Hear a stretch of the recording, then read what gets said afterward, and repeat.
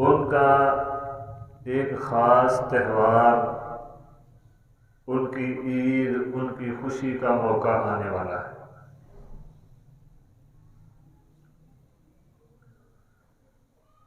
ہر مذہب کی اپنی تہذیب اور ثقافت ہوتی ہے۔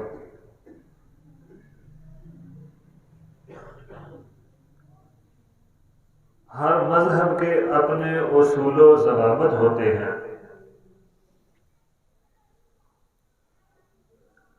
ہر مذہب کے اپنے قانون اور ضابطے ہوتے ہیں جو اہل مذہب کو ماننے پڑتے ہیں، ان پر عمل کرنا پڑتا ہے۔ ان اصول و ضوابط میں، ان قوانین میں، ان احکامات میں اگر تھوڑی سی کمزوری آ جائے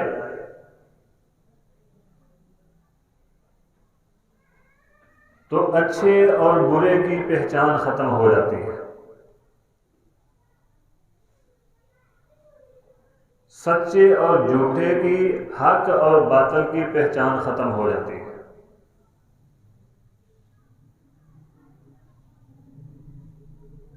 پھر تہذیب اور ثقافت کا جو جداگانہ احترام ہے وہ ختم ہو جاتا ہے۔ اگر مذہب کے قوانین، شارع کے اصول و ضوابط، ان پر عمل سختی کے ساتھ نہ کیا جائے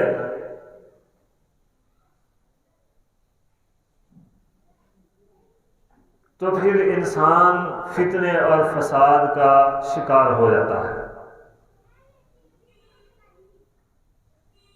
اور ایسا فتنہ اور فساد کھڑا ہوتا ہے کہ وہ انسان کو نہ دنیا کا چھوڑتا ہے، نہ مرنے کے بعد زندگی جو ہے اس میں کسی کام کا رہنے دیتا ہے۔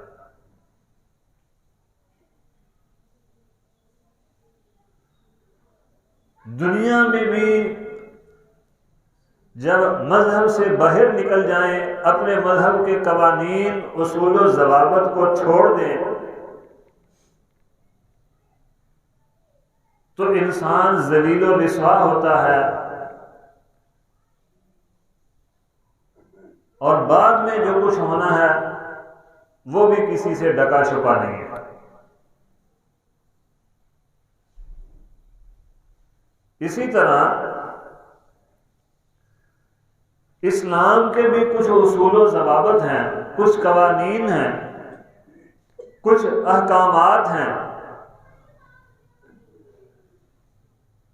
جب ان اصول و ضوابط کو، ان قوانین کو، ان احکامات کو ہم چھوڑیں گے، یا چھوڑتے تو نہیں لیکن نرمی پیدا کر لیتے ہیں، تو فتنہ و فساد، ذلت و رسوائی اور دوری کائنات کے رب کی طرف سے ہمارے لیے بھی آ جائے گی۔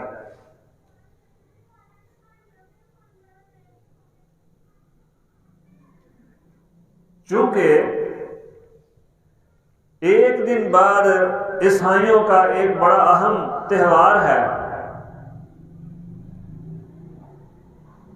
تو ہمارے ساتھ بھی عیسائی رہتے ہیں، ہمارے اپنے گلی محلوں میں، اپنے شہروں بستیوں میں، دیہاتوں میں، اپنے ہی ملک میں۔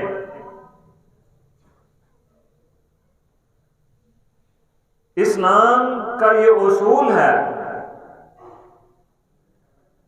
اسلام کا یہ قانون ہے کہ کسی بھی غیر مسلم کے سامنے معذرت خواہانہ رستہ جو رویہ ہے وہ اختیار نہیں کرنا تمہیں۔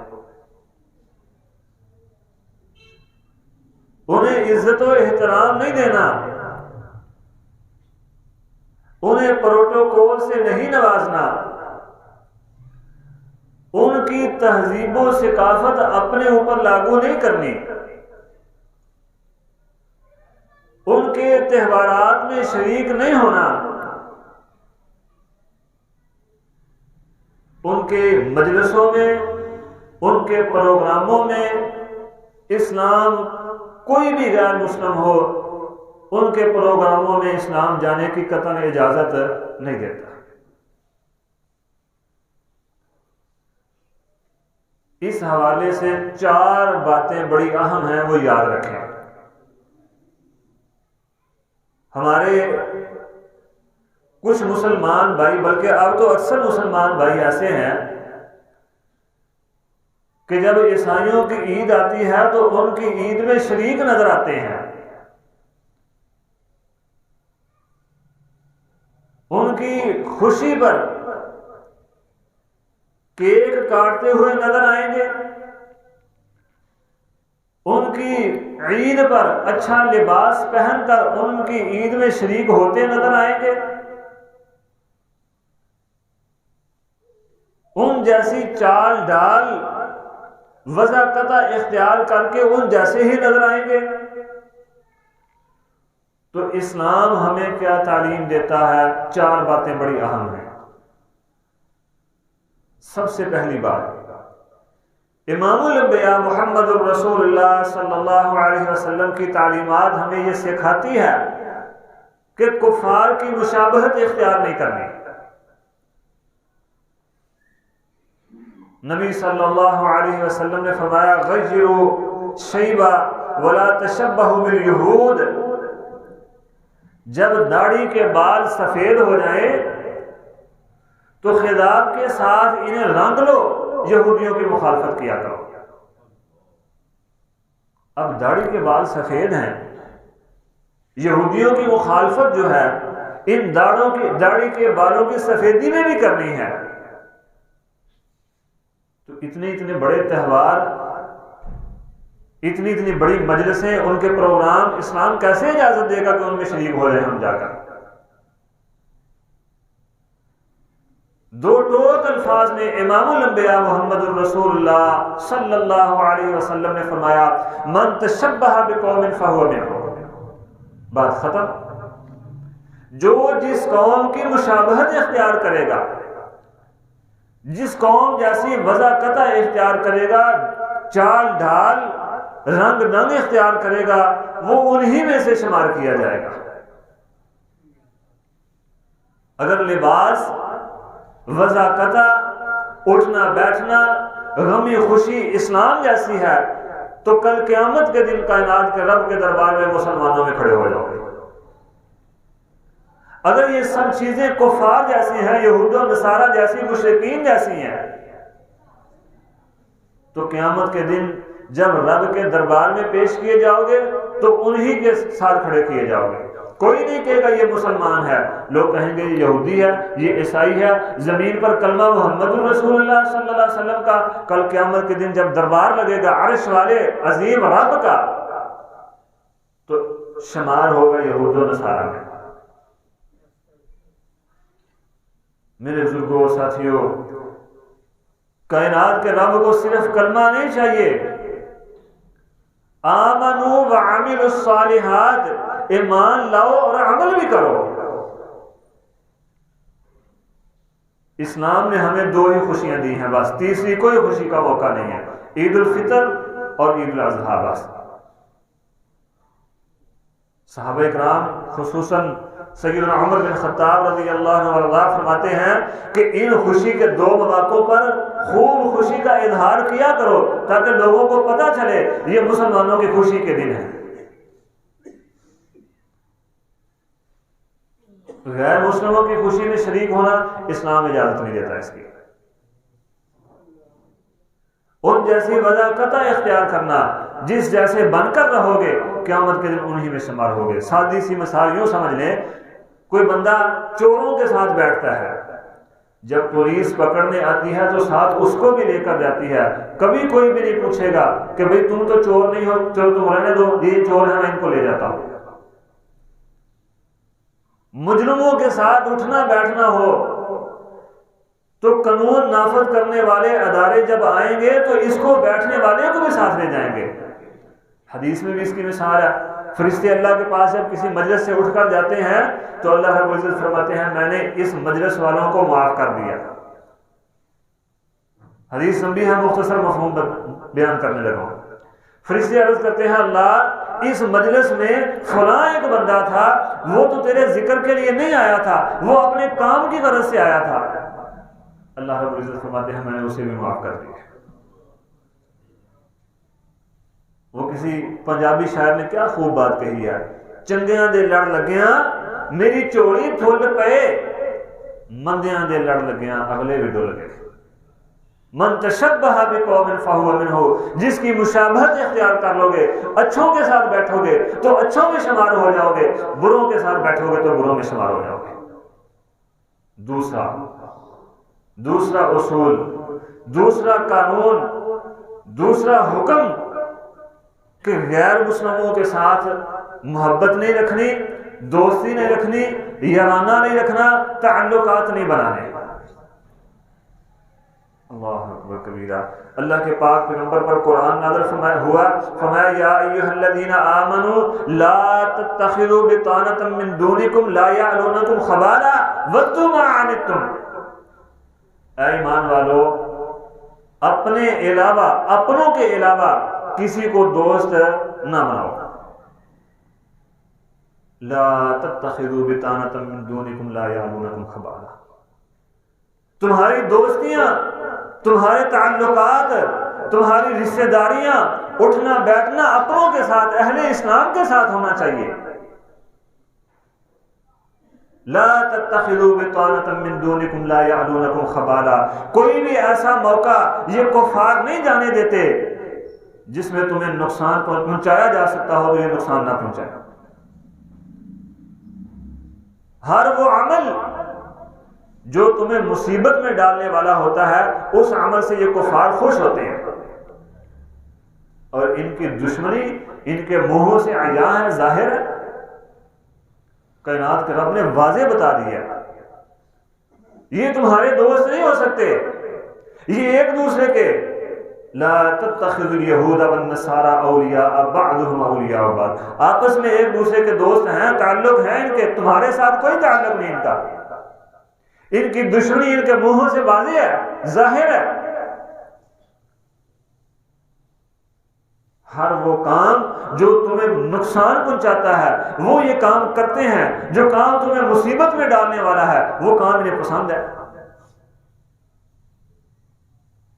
اللہ اکبر. سیدنا عبداللہ بن عباس رضی اللہ عنہما فرماتے ہیں اسلام سے پہلے مسلمانوں کی یہودیوں کے ساتھ کوئی تعلقات تھے، کوئی وابستگیاں تھی، یہ ان کے حلیف تھے.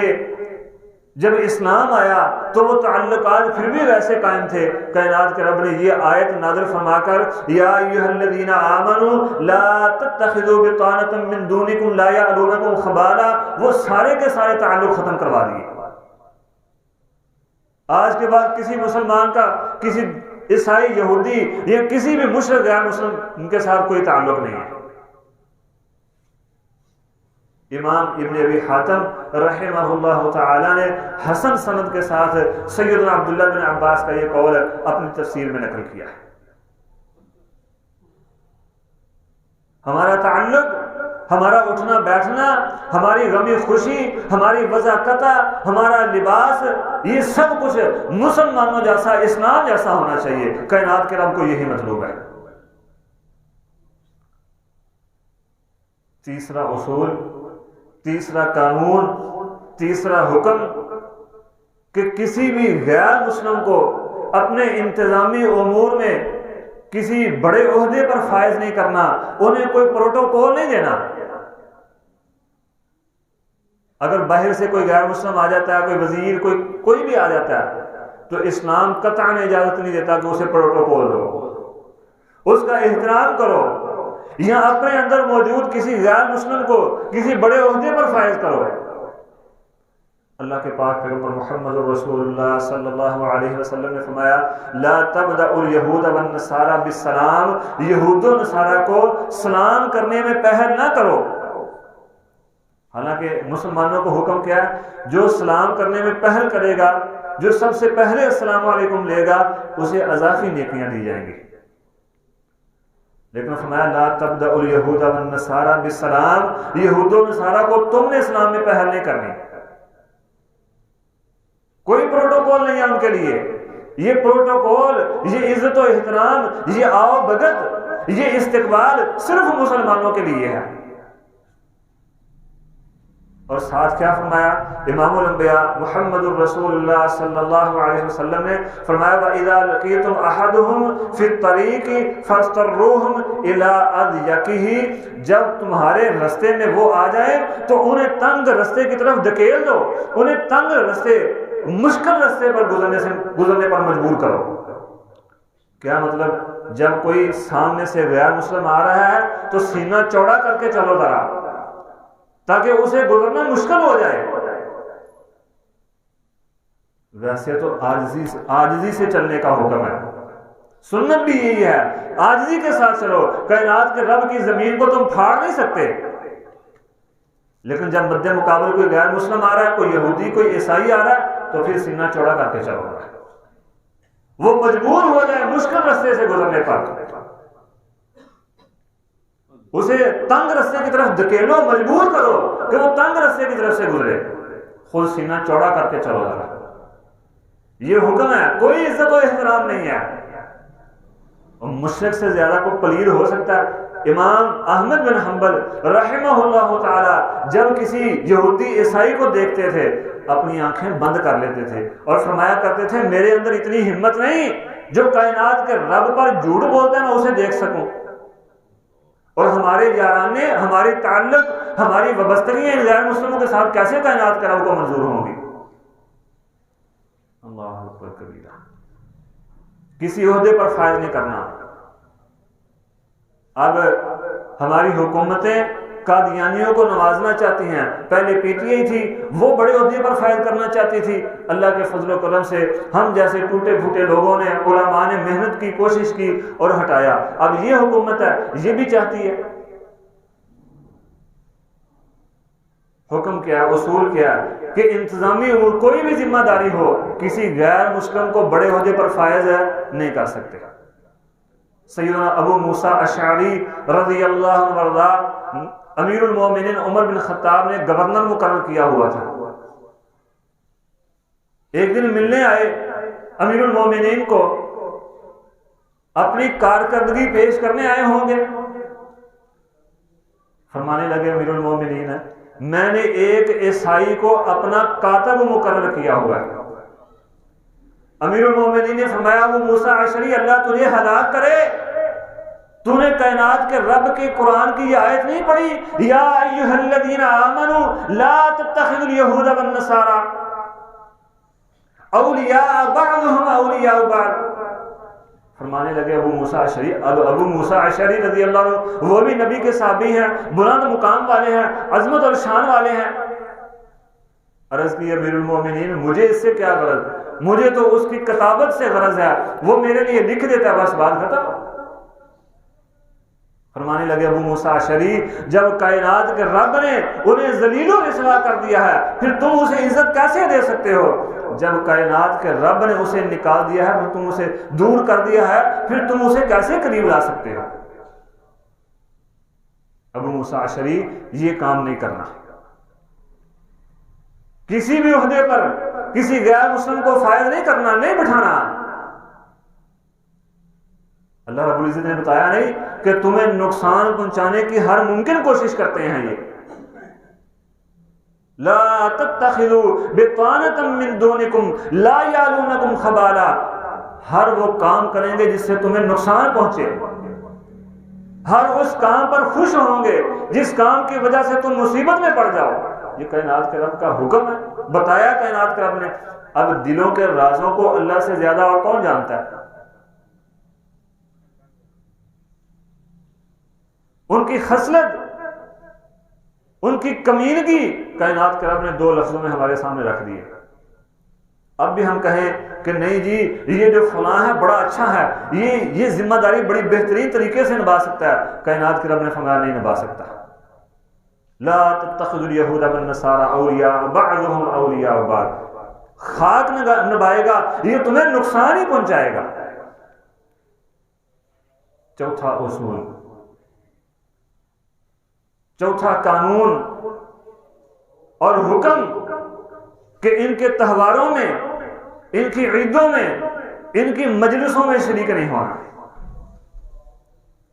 اللہ رب العزت نے فرمایا والذین لا یشہدون الزور واذا مروا باللغو مروا کراما، جب ایمان والے جو ہیں، ایمان والے والذین لا یشہدون الزور، وہ جھوٹ میں شریک نہیں ہوتے۔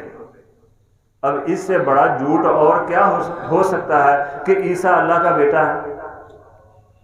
اس سے بڑا جھوٹ اور کیا ہو سکتا ہے کہ عزیر اللہ کا بیٹا ہے؟ اللہ اکبر۔ اس سے بڑا جھوٹ اور کیا ہو سکتا ہے؟ نحن ابناء اللہ و احباؤہ، ہم اللہ کے پیارے اور اللہ کے بیٹے ہیں۔ اس سے بڑا جھوٹ اور کیا ہو سکتا ہے کہ فرشتے اللہ کی بیٹیاں ہیں؟ فرمایا والذین لا یشہدون الزور، مسلمان ایمان والا جھوٹ میں شریک نہیں ہوتا۔ وَإِذَا مَرُّوا بِاللَّغْوِ مَرُّوا كِرَامًا، جب لغویات فضولیات دیکھتا ہے تو اپنی عزت اور اپنا ایمان بچاتے ہوئے چپ کر کے نکل جاتا ہے۔ اس آیت میں زور، مفسرین لکھتے ہیں زور سے مراد یہود و نصارہ جتنے بھی غیر مسلم ہیں، ان کی خوشی کے مواقع، ان کے خاص تہوار، ان کی خاص مجلسیں اور عام مجلسیں، یہ سب کچھ زور میں شامل ہے۔ کیا مطلب؟ ایمان والے جو ہیں جب ان کے تہواروں کے قریب سے گزرتے ہیں، کوئی موقع آتا ہے تہوار کا، تو چپ کر کے اپنا ایمان اور اپنی عزت بچاتے ہوئے نکل جاتے ہیں، اس میں شریک نہیں ہوتے، ان کے معاون نہیں بنتے، ان کا تعاون نہیں کرتے۔ والذین لا یشہدون الزور واذا مروا باللغو مروا کراما، ایمان والے جھوٹ میں شریک نہیں ہوتے اور لغویات سے چپ کر کے ایمان بچاتے ہوئے، عزت بچاتے ہوئے گزر جاتے ہیں۔ امام ابن قیم جوزی رحمہ اللہ تعالی، شیخ الاسلام ابن تیمیہ رحمۃ اللہ کے شاگرد، فرماتے ہیں کسی کافر کو اس کی عید کے موقع پر، اس کی خوشی کے موقع پر مبارکباد دینا ایسی ہے جیسے کسی کو صلیب کے سامنے سجدہ کرنے پر مبارکباد دی جاتی ہے۔ ایک بندہ صلیب کے سامنے سجدہ کرتا ہے، آپ اسے مبارکباد دیتے ہیں کہ تمہیں مبارک ہو، تم نے صلیب کو سجدہ کیا ہے، اور دوسری طرف کوئی عید کے موقع پر، غیر مسلموں کی عید کے موقع پر انہیں مبارکباد دیتا ہے، بات ایک ہی ہے۔ اللہ اکبر کبیرہ۔ امیر المومنین عمر بن خطاب رضی اللہ عنہ فرمایا کرتے تھے، لوگوں غیر مسلموں کی عیدوں میں، یہود و نصارہ کی خوشیوں میں شریک نہ ہوا کرو، ان کی مجلسوں میں شریک نہ ہوا کرو، اس لیے کہ ان پر کائنات کے رب کا غصہ نازل ہوتا ہے، اور اس غصے میں تم بھی شمار ہوگے، اس غصے کا، اللہ کے اس غضب کا تم بھی شکار ہوگے، تو کیا بنے گا؟ اور نبی صلی اللہ علیہ وسلم جب سفر فرمایا کرتے تھے، ہمیشہ جس جگہ پر کسی قوم پر اللہ رب العزت نے عذاب نازل کیا ہوتا تھا، اس جگہ پر پڑاؤ بھی نہیں ڈالتے تھے اور جلدی سے اس جگہ سے چلے جاتے تھے۔ اگر وہاں سے گزرنا پڑتا جہاں کسی قوم پر اللہ کا عذاب نازل ہوا ہوتا، تو نبی صلی اللہ علیہ وسلم جلدی جلدی اس جگہ سے گزر جاتے اور پڑاؤ بھی نہیں ڈالتے تھے، وہاں ٹھہرتے بھی نہیں تھے، اس لیے کہ یہاں کائنات کے رب کا غصہ، عذاب نازل ہوا ہے۔ تو یہ تو ایسے بدبخت ہیں، ہر وقت اللہ تعالیٰ کا غصہ ان پر نازل ہوتا ہے، ہر وقت اللہ تعالیٰ کی طرف سے غضب ان کے اوپر نازل ہوتا ہے۔ اس لیے عمر بن خطاب رضی اللہ عنہ وارضہ فرمایا کرتے تھے کہ نکل جاؤ جلدی جلدی، ان کے پاس نہیں بیٹھنا، کسی ایسی جگہ سے گزرو جہاں اللہ کا عذاب نازل ہوا ہے، تو وہاں سے بھی جلدی جلدی نکل جاؤ۔ امام احمد بن حنبل رحمہ اللہ تعالی، جبل استقامت احمد بن حنبل رحمہ اللہ فرمایا کرتے تھے، لوگوں اگر کسی مسلمان کی بیوی عیسائی ہے تو اسے بھی اسلام اجازت نہیں دیتا کہ وہ اپنی بیوی کو اس کی عید میں شریک ہونے کی اجازت دے دے۔ کیوں؟